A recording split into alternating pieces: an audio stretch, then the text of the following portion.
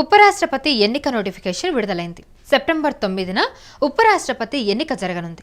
దీంతో నేటి నుంచి నామినేషన్ల ప్రక్రియ కూడా ప్రారంభం కానుంది. నామినేషన్ దాఖలుకు 21 చివరి తేదీ అని నోటిఫికేషన్లో పేర్కొన్నారు. 22న నామినేషన్ల పరిశీలన, 25 వరకు ఉపసంహరణ ఉంటుంది. అయితే జగదీప్ ధన్కడ్ రాజీనామాతో ఖాళీ అయింది ఉపరాష్ట్రపతి పదవి. అనారోగ్య కారణాలతో జూలై 21న రాజీనామా చేసిన జగదీప్ ధన్కడ్ ఉపరాష్ట్రపతి పదవి నుంచి తప్పుకున్నారు. అయితే ఈ తరుణంలోనే రాష్ట్రపతి ఎన్నిక నోటిఫికేషన్ విడుదలైంది. సెప్టెంబర్ 9న ఉపరాష్ట్రపతి ఎన్నిక జరగనుంది. అయితే భారత ఉపరాష్ట్రపతిని ఉభయ సభల ఎంపీలు ఎన్నుకుంటారు. ఇది 787 మంది సభ్యులతో కూడిన ఎలక్టోరల్ కాలేజీని కలిగి ఉంటుంది. అయితే రహస్య బ్యాలెట్ విధానంలో ఓటింగ్ ప్రక్రియ ఉంటుంది. అధికార ప్రతిపక్ష పార్టీలు తమ అభ్యర్థిని ఎన్నికల్లో నిలబెట్టవచ్చు. ఉపరాష్ట్రపతి గెలుపు కోసం 392 ఓట్లు అవసరం. అయితే ప్రస్తుతం ఎన్డీఏకు 422 సభ్యుల మద్దతు ఉండటం వల్ల ఖచ్చితంగా వారి అభ్యర్థి గెలుస్తారు. ఓట్ల లెక్కింపు అదే రోజు జరుగుతుంది. గెలుపొందిన అభ్యర్థి ఉపరాష్ట్రపతిగా బాధ్యతలు చేపట్టిన నాటి నుంచి ఉపరాష్ట్రపతిగా రాజ్యసభ చైర్మన్గా కొనసాగుతారు.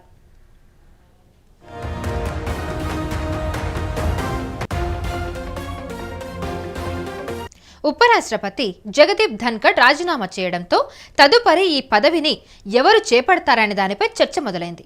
అనారోగ్య కారణాలను చూపుతూ జగదీప్ ధన్కడ్ తన పదవికి రాజీనామా చేశారు. ఈయన ఆకస్మిక రాజీనామాతో తదుపరి ఉపరాష్ట్రపతి ఎవరనేది ఇప్పుడు ఆసక్తికరంగా మారింది.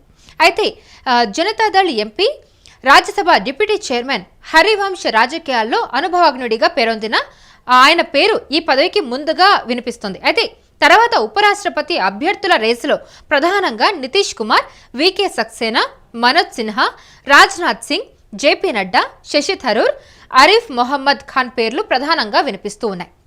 అయితే ప్రస్తుత బీహార్ ముఖ్యమంత్రి, జేడీయూ అధినేత, ఎన్డీఏ కూటమిలో కీలక నేతగా ఉన్న నితీష్ కుమార్ పేరు ఉపరాష్ట్రపతి అభ్యర్థి రేసులో ప్రధానంగా వినిపిస్తోంది.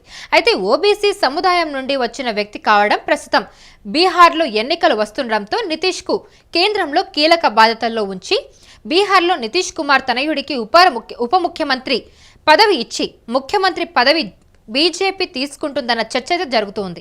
ప్రస్తుత రాజ్యసభ డిప్యూటీ చైర్మన్గా ఉన్న హరివంశ్ నారాయణ్ సింగ్ పేరు ఉపరాష్ట్రపతి అభ్యర్థి రేసులో ప్రధానంగా వినిపిస్తోంది. అయితే 2020 నుంచి రాజ్యసభ డిప్యూటీ స్పీకర్గా కొనసాగుతూ ఉన్నారు. మోడీకి అత్యంత సన్నిహితుడు అనే పేరైతే ఉంది. ప్రస్తుతం రాజ్యసభ కార్యకలాపాలను రాజ్యసభ ఉప సభాపతిగా సమర్థవంతంగా నిర్వహిస్తూ ఉన్నారు. అయితే రామ్నాథ్ ఠాకూర్ ప్రస్తుత బీహార్ వ్యవసాయ శాఖ మంత్రిగా ఉన్నారు. భారతరత్న కర్పూరి ఠాకూర్ కుమారుడు, నై సముదాయం నుండి వచ్చిన వ్యక్తి. అయితే బీహార్ ఎన్నికల నేపథ్యంలో ఇతనికి ఉపరాష్ట్రపతి పదవి ఇచ్చే అవకాశం ఉన్నట్టుగా చర్చ జరుగుతూ ఉంది. Delhi lieutenant governor VK Saxena పేరు ఉపరాష్ట్రపతి పదవి రేసులో ప్రధానంగా వినిపిస్తోంది. ఢిల్లీలో బీజేపీ ప్రభుత్వం అధికారంలోకి రావడంతో రెసిడెంట్ గవర్నర్గా కీలక పాత్ర పోషించారన్న పేరు వికే సక్సేనాకి ఉంది. అయితే ప్రస్తుత Jammu Kashmir lieutenant governor, BJP senior నేత, ఉత్తరప్రదేశ్లోని పూర్వాంచల్ ప్రాంతం నుంచి ప్రాతినిధ్యం వహిస్తున్న వ్యక్తి. కాశ్మీర్ పాలనలో తనదైన ముద్ర వేస్తూ ముందుకు సాగుతూ ఉన్నారు. ఈయన పదవి కాలం ఈ ఏడాది ఆగస్టు 6తో ముగుస్తుంది. ప్రస్తుతం కేంద్ర రక్షణ మంత్రిగా ఉన్న రాజ్నాథ్ సింగ్ పేరు కూడా ప్రముఖంగా వినిపిస్తోంది.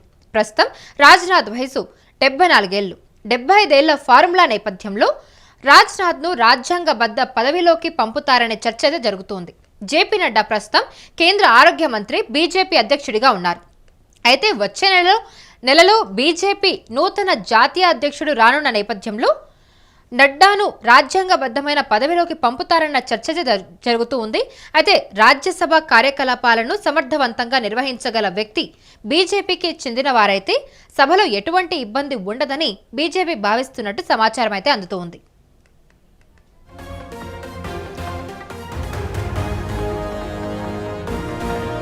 కాంగ్రెస్ లోక్సభ ఎంపీ, సీనియర్ నేత శశి థరూర్ పేరును ప్రధాని మోదీ పరిశీలించే అవకాశం ఉందనే ప్రచారం జరుగుతోంది. అయితే ఏడాది కాలంగా కాంగ్రెస్ పార్టీకి దూరంగా ఉంటున్న శశి థరూర్ త్వరలోనే బీజేపీలో చేరతారనే ఊహాగానాలైతే వెలువడుతూ ఉన్నాయి. అయితే ఈ నేపథ్యంలో ఉపరాష్ట్రపతి పదవికి బీజేపీ అవకాశం ఇస్తుందని రాజకీయంగా చర్చ జరుగుతోంది. బీహార్ గవర్నర్, మాజీ కాంగ్రెస్ నేత, హిందూ పురాణాలు గ్రంథాలపై అవగాహన కలిగిన పండితుడిగా ఆరిఫ్కు బీజేపీలో మంచి గుర్తింపు ఉంది. ముస్లిం వర్గానికి చెందిన ఆయనను ఉపరాష్ట్రపతి చేస్తే ముస్లిం ఓటరు పెద్ద సంఖ్యలో ఉన్న బీహార్లో లబ్ధి జరుగుతుందన్న ఆలోచనలో బీజేపీ ఉన్నట్టుగా తెలుస్తోంది. అయితే ఉపరాష్ట్రపతి అధ్యక్ష పదవి రేసులో ప్రాంతాలు, రాజకీయాలు, సామాజిక కోణాల ఆధారంగా నేతల పేర్లు వినిపిస్తూ ఉన్నాయి. ఈసీ షెడ్యూల్ వెలువడింది కాబట్టి బీజేపీ ఎన్డీఏ పక్షాల సమావేశం, ప్రతిపక్షాల తరపున ఇండియా కూటమి నేతల సమావేశం తరువాతనే అభ్యర్థులపై స్పష్టత వస్తుందనేది తెలుస్తోంది.